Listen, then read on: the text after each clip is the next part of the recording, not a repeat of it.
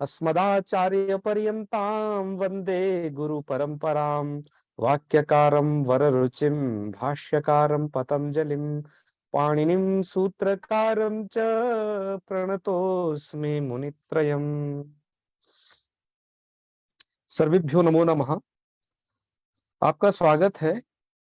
आज हम तद्धित प्रकरण के अंतर्गत और भाव कर्मार्थक, जिसको त्वतल अधिकार भी कहते हैं, इसके अंतर्गत जो यहाँ के मुख्य प्रत्यय हैं त्व और तल, इन प्रत्ययों को पढ़ेंगे।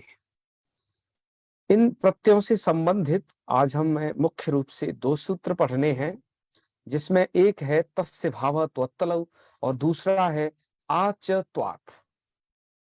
इन दो सूत्रों को आज हम मुख्य रूप से पढ़ेंगे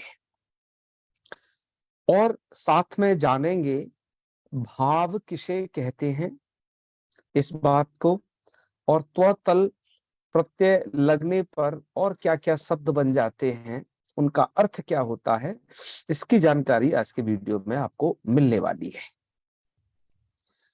तो चलिए, पाणिनि जी ने जहां से आरंभ किया है हम भी करते हैं। याद रहे, हम पंचम अध्याय के प्रत्ययों को पढ़ रहे हैं, जो कि प्रथम पाद में यहाँ दिए हुए हैं।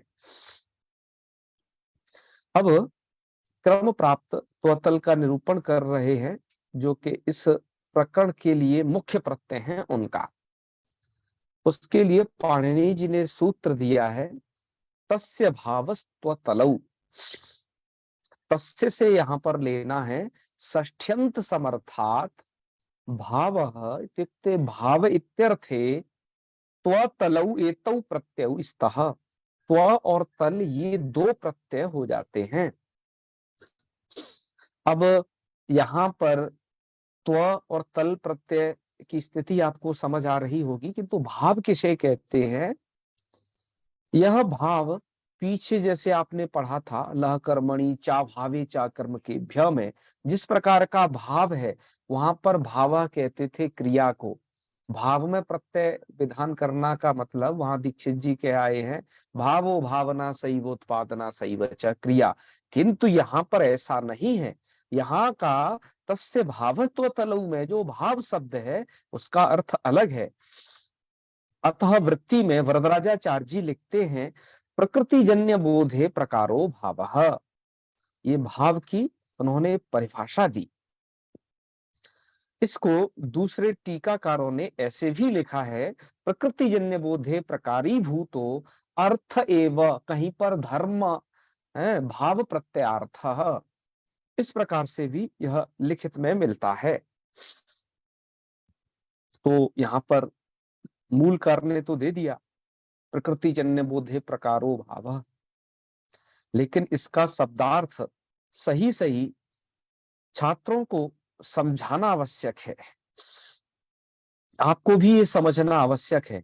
अतः इतने मूल देने से यह समझ नहीं आता है। अतः हमने विभिन्न टीका टिप्पणियों के माध्यम से इस स्लाइड में यह समझाने की कोशिश की है कि आप भावः इस शब्द का अर्थ क्या है ये जान पाए।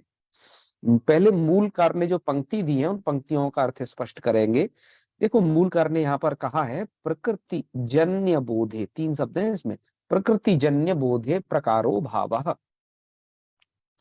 अब प्रकृति क्या है और प्रकृति से जन्य बोध, बोध माने ज्ञान, और उस ज्ञान में जो प्रकार हो, हमें यहाँ तीन चीज समझनी है, चार चीज कह लीजिए आप उन्हें। प्रकृति, प्रकृति से जन्य क्या होता है, और बोध और प्रकार, 1 2 3 4, ये चार चीजें समझनी है तो आप भाव समझ जाएंगे। इसके लिए हमने गीता प्रेसकार ने जो लिखा, हमें लगा कि उन्होंने सबसे बढ़िया इसका परिष्कार किया। यह जो मूल में लिखा इसका, तो प्रकृति किसे कहते हैं, तो यहां से लिखते हैं कि यस्मात् गवादि शब्दात् त्वतलौ क्रियेते स गवादि प्रकृति। यस्मात् अर्थात जिस शब्द से, जिससे भी कहिए आप, यस्मात् अर्थात गवादि शब्दात, जिस गवादि शब्द से मतलब गो आदि शब्द से, त्वतलौ क्रियेते, त्वतल क्रिय किए जाएं, वो ऐसे गवादी जो शब्द होते हैं वो होते हैं प्रकृति। कहने का मतलब क्या है कि त्व तल जिनसे किए जाएं वो सभी होती हैं प्रकृति। मैंने आपको वैसे भी बता ही रखा है कि हम व्याकरण शास्त्र में इस प्लस चिन्ह का प्रयोग करते हैं। इससे इधर जैसे हमने गो शब्द रख दिया और इधर हमने ये त्व ऑब्लिक या तल प्रत्यय रख दिया, तो यहाँ जो गो शब्द है, ये गो शब्द है प्रकृति। तो प्रकृति तो आप जानते ही हैं पहले से, फिर भी हमने थोड़ा बताया कि जो नए नए अध्येता हैं वो भी इससे समझ पाएंगे। तो प्रकृति जिसको इसमें कहा गया कि प्रकृति का मतलब यस्मात् गवादि शब्दात् त्वतलौ क्रियेते स गवादि प्रकृति ही, वो है प्रकृति। तो यहाँ पर देखिए गो शब्द से त्व प्रत्यय किया गया है, यहाँ गो शब्द से तल प्रत्यय किया गया है, प्रकृति है यहाँ पर गो यह शब्द। और तदजन्य बोध, उस गो से किस प्रकार का बोध होता है, अर्थात गो शब्द के उच्चारणानंतर हमें कैसा ज्ञान होता है, तो उसको हम कहें शास्त्रीय भाषा में तो यह कहेंगे हम कि हमें गो शब्द के उच्चारण के अनंतर गोत्व प्रकारक गो विषयक है, क्या लिखा, गोत्व प्रकारक गो विषयक तत्र यह प्रकारः, प्रकारः माने विशेषणम। तो देखो बोध कैसा हुआ, उससे बोध हुआ हमें गोत्व प्रकारक गो विशेषक, ये बोध हुआ। अर्थात जहां पर त्व अथवा तल की प्रकृति है, प्रकृति में गो, और इस गो शब्द से हमें गोत्व प्रकारक और गो विशेषक बोध होगा।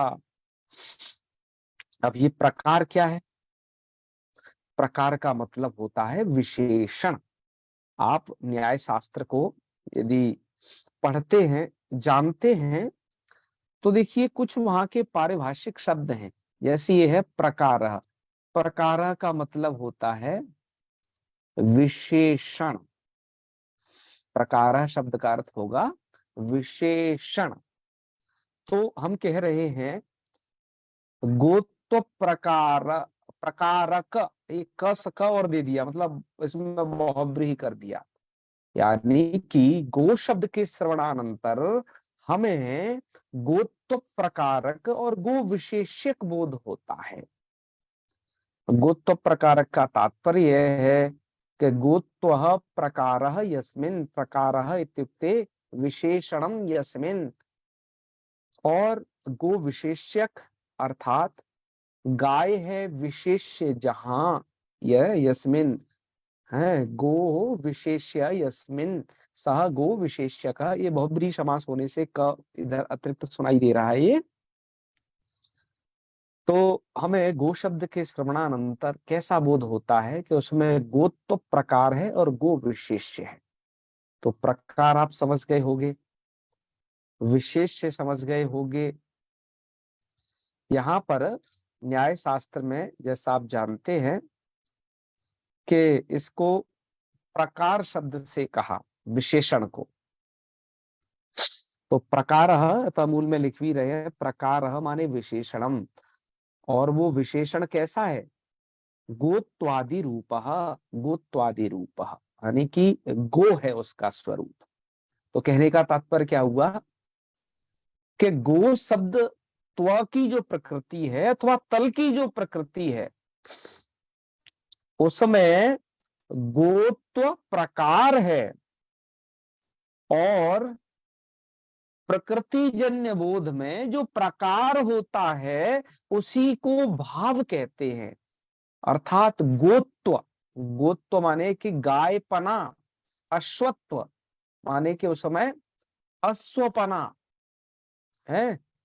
यहाँ पर प्रकार का अर्थ आप टाइप्स मत समझना, जैसा इंग्लिश में होता है भेद जिसे कहते हैं, वैसा नहीं है ये न्याय शास्त्र में। यहाँ पर प्रकार का अर्थ है विशेषण, जिसमें जो त्व लगा दो वो विशेषण बन जाता है, और गो जो होता है वो विशेष्य।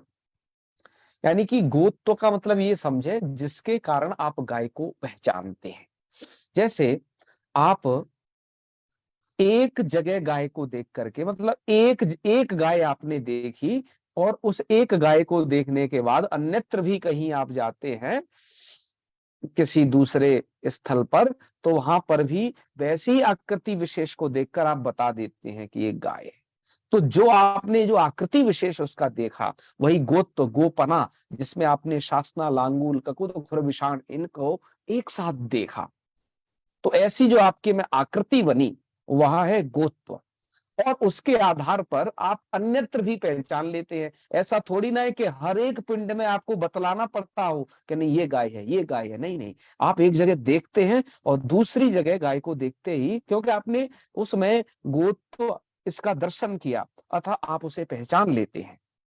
तो आप जिसके कारण पहचान रहे हैं, तो प्रकृति जन्य बोध अर्थात ज्ञान में जो प्रकार है, आप उस विशेषण के कारण पहचान रहे हैं, वही है भाव।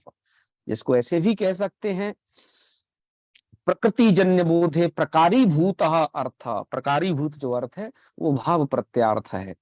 उसको ऐसे भी इन्होंने कहा है, ये नीचे एक लाइन और है इधर, कि मुख्य विशेष्यता निरूपित प्रकारताश्रय, अर्थात मुख्य विशेष्यता से निरूपित प्रकारता का जो आश्रय है। ठीक है, ये थोड़ा इसके अपने शब्द हैं न्याय शास्त्र के। तो मुख्य विशेष्य है, वहां पर गो, मुख्य विशेष्यता रहेगी गो में, और उस मुख्य विशेष्यता से निरूपित है प्रकारता रहेगी, है जो जो जो प्रकारता का आश्रय है। देखो प्रकार है वहां पर गोत्व, और जो प्रकार है वो प्रकारता का जो आश्रय है ना, यानी कि गोत्व का आश्रय, तो उसको हम कहेंगे भाव प्रत्यार्थ, उसे कहेंगे भाव। दूसरे सरल शब्दों में कहें, यहाँ पर एक टीकाकार है काशिकाकार, उन्होंने जो प्रवृत्ति निमित्त होता है उसको भाव कहा है। ध्यान दीजिए, ये प्रवृत्ति निमित्त शब्द को आप पहले भी जान आए हैं। प्रवृत्ति निमित्तम अर्थात जो प्रवृत्ति में निमित्त, अर्थात जो ज्ञान में कारण होता है, उसको कहते हैं प्रवृत्ति निमित्तम। तो गोत्व के कारण ही आपको गाय का ज्ञान होता है, तो प्रवृत्ति में निमित्त है गोत्व, अश्व में अश्वत्व, घट में घटत्व, जिसके कारण आप उस वस्तु को पहचानते हैं, वह है प्रवृत्ति निमित्त, है ना। तो यह तो स्पष्ट हुआ आपको कि जो प्रकृति जन्य बोध में जो प्रकार है उसे कहते हैं भाव। जैसे गो में गोत्व, अश्व में अश्वत्व, पट में पटत्व, मठ में मठत्व, शुक्ल में शुक्लत्व, ये जो है प्रवृत्ति में कारण, इसी को हम कहते हैं भाव। यहाँ जो भाव शब्द का अर्थ है, यह हमने एक डायग्राम और यहाँ पर बनाया है कि यह जो भाव है वो जाति शब्दों में भी होता है। त्व मन के जो त्व प्रत्यय का अर्थ जो भाव होता है, वो कहीं तो आपको जाति रूप में उपलब्ध होगा, कहीं पर वो आपको गुण रूप में उपलब्ध होगा, कहीं आपको क्रिया रूप में उपलब्ध होगा। और भैमी व्याख्याकार ने यहाँ पर एक चीज और जोड़ी है, कहीं पर ये संज्ञा रूप में भी उपलब्ध होता है। ठीक है, तो जैसे कहीं हमें जाति रूप में यह प्रकार उपलब्ध होता है, वो हमें द्रव्यवाचक शब्दों में होता है। जैसे घट, तो घट के अंदर घटत्व, पट के अंदर पटत्व, मठ के अंदर मठत्व, गो के अंदर जो ये द्रव्य है, इन द्रव्य में जो जो भाव प्रत्यार्थ है, वो त्व लगा दो तो वो इसका भाव प्रत्यार्थ बन जाएगा, मतलब वो जाति रूप है। तो घटत्व जो जाति है वही है भाव प्रत्यय है। गो में गोत्व जाति को ही हम कहेंगे कि ये भाव है। अर्थात भाव का अर्थ क्या हो गया कि प्रकृति जन्य बोध में प्रकार है। आप इसको प्रवृत्ति निमित्त कह लीजिए, काशिकाकार ने बड़े बड़े सरल शब्दों में कहा। और जैसे जो गुणवाचक शब्द हैं, जैसे शुक्ल है, तो उनमें भी याद ये रखिए कि वहां पर शुक्ल नील आदि जो शब्द होते हैं, गुणे शुक्लादय पुंसी गुणी लिंगास्तु तद्वती। वो गुणवाचक भी है और गुणीवाचक भी है। तो विशेष रूप से जब ये गुणी को कहते हैं, जैसे शुक्ल नील आदि गुणी के वाचक होते हैं, गुणी माने जिसमें वो गुण रहता है, उसके वाचक होते हैं। जैसे मैं यदि पीत वस्त्र पहने हूं तो गुणी हुआ मैं, और यह जो पीतत्व है, जो जो पीतत्व रूप आपको जो दिखेगा उसमें, ये जो है वहां भाव प्रत्यय का अर्थ है ना, इसी को हम कहेंगे भाव। तो शुक्ल नीला इत्यादि ये गुणीवाचक शब्द हैं, इनमें भी शुक्लत्व नीलत्व इत्यादि रूप में जो रहेगा वो भाव प्रत्यार्थ है। ऐसे क्रियावाचक जो शब्द है, जैसे पचतीति पाचक, पठतीति अथवा पाठयतीति पाठकः, तो ये जो क्रियावाचक शब्द हैं कृदंत के विशेषकर, यहाँ पर इनमें जो पाचकत्व पाठकत्व, यह यह इनमें भाव प्रत्यय का अर्थ है। तो प्रत्यय का अर्थ कहीं क्रिया भी होता है, जैसे पाचकत्व पाठकत्व में जो क्रिया अर्थ है। तो इस प्रकार से कई संज्ञा शब्द होते हैं, जैसे भैमी व्याख्याकार ने दिए हैं वो, जैसे जैसे कु माने कवर्ग और कुत्व माने कि उनमें रहने वाला एक ये धर्म, कुत्व चुत्व, ऐसे शब्दों का वर्णन किया है। तो त्वतल के विषय में यह सामान्य रूप से आपको जानकारी हमने यहाँ प्रदान की। तो आप इसका ये समझें कि प्रकृति जन्य बोध में जो प्रकार अर्थात विशेषण है, जैसे गो प्रकृति में, गो यह प्रकृति है, और उस प्रकृति से जन्य, जन्य माने उससे उत्पन्न, उससे जन्मा जो बोध, बोध माने जो ज्ञान, उसमें जो प्रकार है माने कि जो विशेषण है, तो वो भाव है। इसलिए हम गो, जो गो में रहने वाले गोत्व, इसको कहते हैं हम प्रकार। ठीक है, तो ये हो गया आपका भाव प्रत्यय का निरूपण। ये आपको ऐसे हर जगह जान ले, बहुत जगह पर इसकी प्रवृत्ति होती है, बहुत जगह ये है। रूप बनाना अत्यंत सरल है, प्रक्रिया कोई कठिन नहीं है, बस ये भाव प्रत्यय समझाना था, तो आपको हमने लगभग ये 5-7 मिनट में समझा दिया है। आगे बढ़ते हैं। विग्रह ऐसे कर लेना है, यहाँ पर 2 रूप बनाए हैं, त्व प्रत्यय से तो गोत्वम बनाया है और तल प्रत्यय से गोता यह रूप बनाया है। जैसे गोर भाव, ये षष्ठी का रूप है, गो र इसलिए हो गया क्योंकि आगे भावा है ना, तो इसलिए वो खरवसान विसर्जने से उसको विसर्ग नहीं हो पाया, रेफ रेफ के जैसा ही रह गया। तो गोर भाव, इस अर्थ में क्या कर लीजिए, तो कर लीजिए, एक साइड में तल प्रत्यय कर लीजिए, दोनों की प्रक्रिया है, देख लेते हैं एक ही साथ। और ये षष्ठ्यंत से करने हैं, क्योंकि मूल में क्या लिखा है, तस्य, तो षष्ठ्यंत समर्थ से करने हैं। तो गोगस इस षष्ठ्यंत से एक बार तो त्व करिए, तल करिए, इसके बाद तद्धितांत तत्वात् प्रातिपदिक संज्ञा करके विभक्ति लोग कर लीजिए। गोत्व इधर तो स्थिति रहेगी, और तल प्रत्यय का बचता है त, और गोत ये स्थिति रहेगी। तल प्रत्यय लित है, इसको लित करना स्वर के लिए प्रयोजन है, और तो प्रत्यय तो यथावत शेष रहता है, उसमें कोई अंतर नहीं। एक जगह स्थिति हो चुकी है गोत्व, और एक जगह स्थिति हो चुकी है गोत। ठीक है, तल प्रत्यय में गोत, ऐसी स्थिति। अब हमें इनसे स्वादि प्रत्यय करने हैं, तो किस लिंग और वचन में करें, किस लिंग में करें, मुख्य बात यह है। तो यहाँ पर आपके संस्करणों में एक सूत्र उद्धृत किया है, वो लिंगानुशासनम का सूत्र है।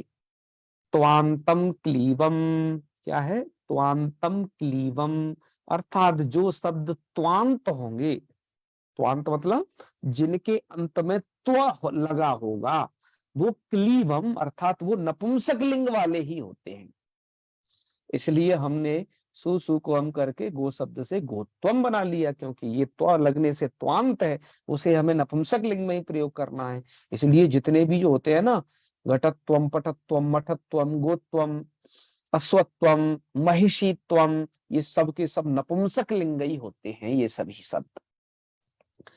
और एक दूसरा लिंगानुशासनम का एक सूत्र और है, जो कुछ संस्करणों में दिया है, बहुत सारों में नहीं दिया है, भैमी व्याख्याकार ने दिया है, और ये चेन्नई संस्करण में भी उपलब्ध है, और मुझे लगता है ये देना चाहिए। सिद्धांत कौमुदी के तो मूल में है, ये है तलंतम स्त्रियाम, ये एक दूसरा सूत्र है। ये लिंगानुशासन का सूत्र क्या कहता है, ये बताता है कि जो शब्द तलंत है, तल प्रत्ययान्त है, वो स्त्रियाम, वो स्त्रीलिंग में प्रयोग होंगे। जैसे तलंत शब्द है गोता, इसको हम स्त्रीलिंग में प्रयोग कर देंगे तो स्त्रीलिंग में तो गोता यदंत, अदंत होने से यहाँ हो जाएगा टाप प्रत्यय। और आपको सुविदित है ही कि टाप का बचता है आ, तो रूप बन जाएगा गोता। तो गोता का अर्थ क्या अर्थ है, जो गोत्वम का अर्थ है, अर्थात गोर भाव, गाय का भाव, गाय का भाव अर्थात गायपना, है ना, गोत्वम, गाय का भाव, भाव का अर्थ आप जानी गए प्रकृति जन्य बोधे प्रकारो भाव। और यदि आपको इसके उपरांत भी भाव प्रत्यय का ये नहीं समझ में आया हो तो वीडियो को एक बार फिर से सुन लेना, अन्यथा आप भैमी व्याख्याकार ने जो लिखा है उसे थोड़ा पढ़िएगा, या फिर अष्टाध्यायी सहज बोध में माता जी ने पंचम अध्याय के प्रथम पाद में इसी सूत्र पर तस्य भावतोत्तलौ पर भी ये वर्णित किया है, वहां पर भी आप इसे सुन सकते हैं। ठीक है, ये बड़ा अच्छा आपके लिए मौका है। तो चलिए आगे बढ़ते हैं। गोत्वम गोता, स्थिति समझ चुके हो, भाव किसे कहते हैं ये बता दिया है। अब आइए दूसरी चर्चा और कर लेते हैं। एक स्लाइड और है, एक सूत्र और है इसी से संबंधित, एक अधिकार सूत्र और यहाँ पर पाणिनि जी ने पढ़ा। देखो त्वतल का तो भाव अर्थ में विधान कर ही दिया तस्य त्वतलौ सूत्र द्वारा। फिर एक अधिकार सूत्र और पाणिनि जी पढ़ते हैं आच त्वात, यह सूत्र है। यह जो आ है ये कुछ अवधि को बता रहा है। क्या कह रहा है, आच त्वात, त्वात में ये पंचमी दी है ना, तो त्वात, इसका ये अर्थ कर लेना कि त्वात मतलब त्व जिसमें आया होगा, ऐसा सूत्र। देखो ध्यान दें, आच त्वात, त्वात, त्वात का मतलब त्व जिसमें आया होगा, जिस सूत्र में।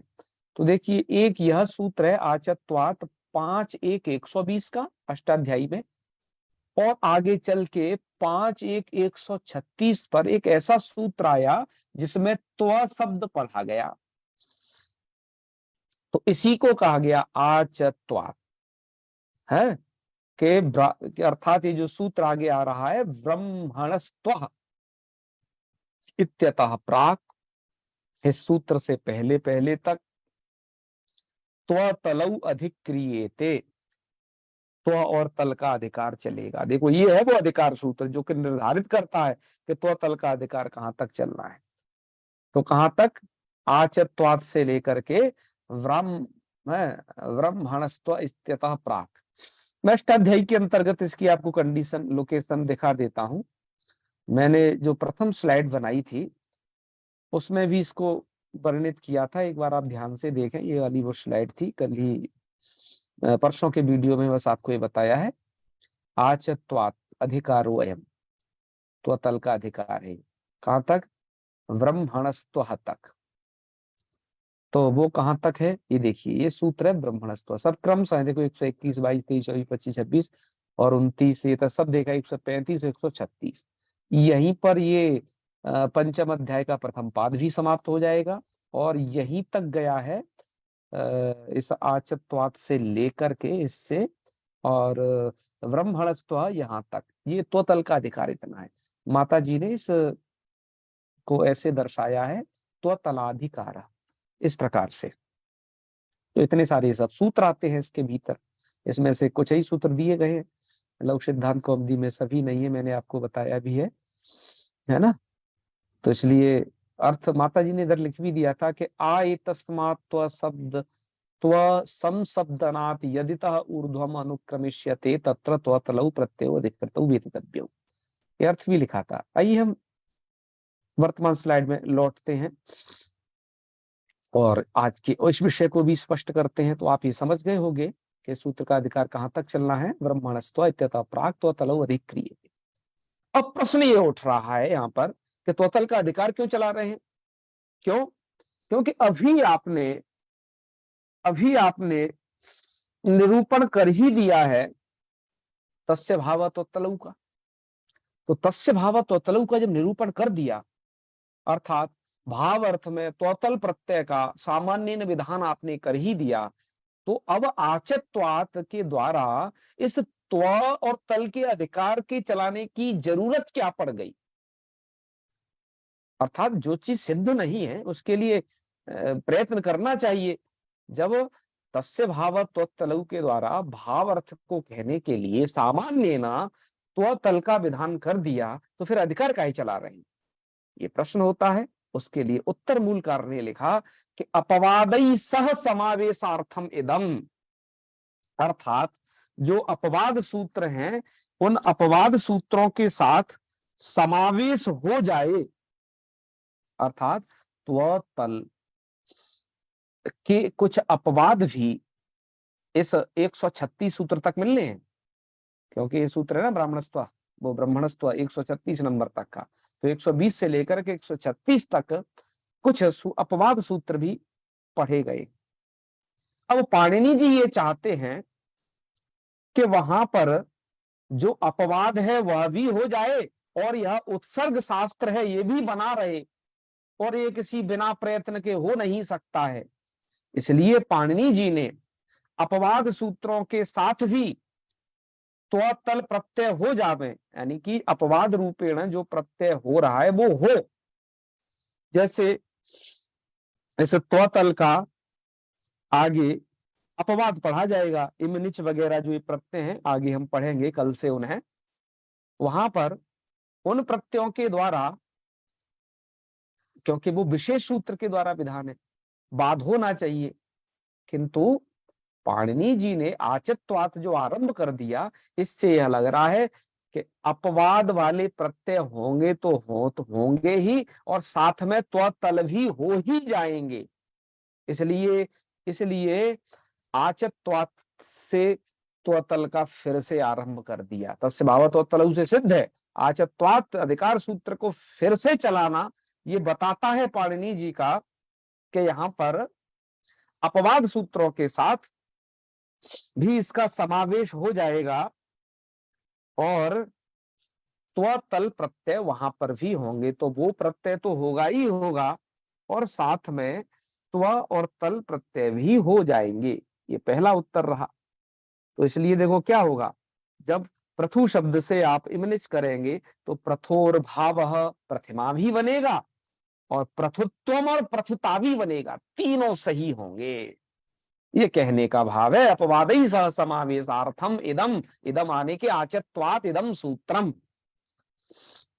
इसके पश्चात कहा कि ये कहना था तो सूत्र को केवल इतना ही कर देते ना, आत्वात, इतने तक ही काम चल जाता कि त्व पर्यंत जहां है ब्रह्मणस्त्व, इस सूत्र पर्यंत त्वतल का अधिकार चलेगा, ऐसा कह सकते थे। भैया चकार का है जोड़े आचत्वात में च, तो उसका उत्तर दिया आगे पंक्ति में कि चकारो नय स्नय भ्यामपि समावेशार्थ, कह के चकार इसलिए दिया कि नय और स्नेह का भी समावेश हो जाए। देखो याद रहे, मैं आपको कल भी बताया था और आज से लगभग 1.5 महीने पहले जब मैंने आपको ये अपत्याधिकार से जब स्टार्ट करके पढ़ाया था, वहां पर भी ये सूत्र पढ़ाया था, स्त्री पुंसाभ्याम नए स्नौ भवनात्। तो उस सूत्र से लेकर के उस सूत्र से भवनात् माने कि अब इस ये अंतिम प्रकरण है, इससे आगे सूत्र आ जाएगा दूसरे पंचम अध्याय के दूसरे पाद का पहला ही सूत्र, धान्यानाम भवने क्षेत्रे खाएं, यहां तक जो है नए स्नेह का भी अधिकार चल रहा है।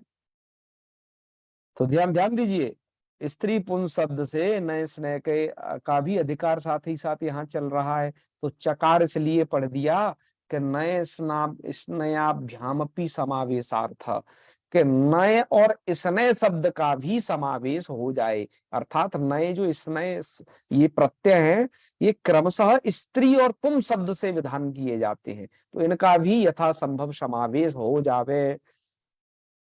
इसलिए क्या किया, इसलिए चकारक ग्रहण किया। तो क्या इसका क्या फायदा होगा, तो फायदा सुन लीजिए। जब आप स्त्री शब्द से जब ऐसा विग्रह करेंगे, स्त्रिया भाव, स्त्री का भाव, भाव मतलब स्त्रीपना, तो स्त्री शब्द से नय करेंगे तो रूप बना लेना स्त्रैणम, है। कैसे होता है वो मैं पहले बता चुका हूं, और सुधा व्याख्याकार ने जहां पर लिखा है उसे मैं आपको और दिखा दूंगा। और त्व कर दोगे तो देखो स्त्रैणम नए भी हो गया स्त्री शब्द से, और इसने तो पुंस पुंस शब्द से होता है, उसे तो यह करके बताएंगे। तो नए भी हुआ इससे, और त्व और तल भी हुए, तो स्त्री त्वम, त्व प्रत्यय होकर के और तल प्रत्यय होकर के स्त्रीता, तीनों का एक ही अर्थ है। चाहे तो स्त्रैणम कहिए, चाहे स्त्रीत्वम कहिए, चाहे स्त्रीता कहिए, सभी का अर्थ है स्त्रीपना। और इसी तरीके से शब्द क्या है पुंस, पुंस शब्द से स्नेह प्रत्यय करेंगे या कार का लुक करके स्न आदेश को वृद्धि करके पौंसन, पौंसनम बन जाएगा। पौंसनम स्नेह करने पर, पुंस्तम त्व करने पर पुंस्ता, तल प्रत्यय करने पर रूप बनेगा। ये रूप आपके क्रमशः बनेंगे, पौंसनम, पुंस्तम, पुंस्ता, स्त्रैणम, स्त्रीत्वम, स्त्रीता। इसी के लिए आचत्वात आरंभ किया गया, अन्यथा ये जो आगे सूत्र अपवादत्वात इसको बांध लेते, इस अधिकार के आरंभ से थोड़ा फायदा हो जाता है। आइए अब मैं आपको जहां पर सुधा व्याख्याकार ने कुछ व्याख्या लिखी है इसको लेकर के, आपको वह भी दिखा देते हैं। और इन शब्दों की सिद्धि के विषय में वो क्या लिख रहे हैं यहाँ से ये देखिए। इन शब्दों की सिद्धि वो ऐसे करते हैं, यहाँ से देखें आप, एवं यहाँ से स्त्रैणम है ये सब, स्त्रियो भावो स्त्रैणम इत्यत्र तस्य भाव त्वत्तलौ इति त्वतलौ प्राप्तौ तम संबाध्य स्त्री पुंसाभ्याम नयस्नौ इति नई, नए प्रत्यय कर देंगे, वृद्धौ विभक्ति कार्य चक्रते स्त्रैणम, स्त्रैणम बन गया। और पक्षे आचत्वात, पक्ष में आचत्वात इसके कारण इति त्वतलौ प्राप्तौ, त्वतल भी हो जाएंगे। तो त्व करने पर स्त्रीत्वम, तल करने पर स्त्रीता है। जहां त्व करेंगे वहां नपुंसक लिंग करना होता है, तल करने पर स्त्रीलिंग, ये तो हमने आपको नियम बता ही दिया। इसी तरीके से पौंसनम, पुंस्त्वम और पुंस्ता ये बन जाएंगे। साधारण रूप से इन्होंने सिद्धि करके बता दी है। तो मित्रों आज के पाठ में हम इसे यहीं तक पढ़ते हैं। इसके बाद इससे आगे पृथिव्या दिव्य निचवा इत्यादि अन्य सूत्रों को इस प्रकरण के हम पढ़ेंगे। थोड़ी सी प्रक्रिया और बची है, मुझे लगता है अब ये 1 से 2 दिन में ही ये प्रकरण पूरा हो जाएगा। तो तल के बाद हमें भवनार्थक भी पढ़ना है। तो आज के लिए इतना ही करते हैं। और ये जो त्वतल के जो ये रूप होते हैं इनका बहुत प्रयोग होता है। इसके लिए आप भैमी व्याख्याकार की वो लिस्ट देख सकते हैं, जहां पर इन्होंने बहुत सारे त्वतल का कहाँ शास्त्रीय प्रयोग है काव्यों में, नाटकों में कहाँ प्रयोग हुआ है, वो सब आप यहाँ पर देख सकते हैं। तो चलें हम समापन करते हैं। और मैं आपसे पहले ही कह दिया हूँ कि आपको यदि मुझसे कुछ वार्तालाप करना है तो मैसेज करके कर सकते हैं, क्योंकि अभी मैं दूसरा हेडफोन इस्तेमाल कर रहा हूँ जिससे मुझे आपकी आवाज नहीं आएगी। आप लिखेंगे तो मैसेज पढ़ पाऊंगा। तो समापन करेंगे। ओम सर्वे भवन्तु सुखिनः, सर्वे सन्तु निरामयाः, सर्वे भद्राणि पश्यन्तु, मा कश्चित् दुःखभाग् भवेत्। ओम शांति शांति शांति। सर्वेभ्यो नमो नमः। शुभरात्रि। प्रणाम। प्रणाम गुरु। हर हर महादेव सभी को।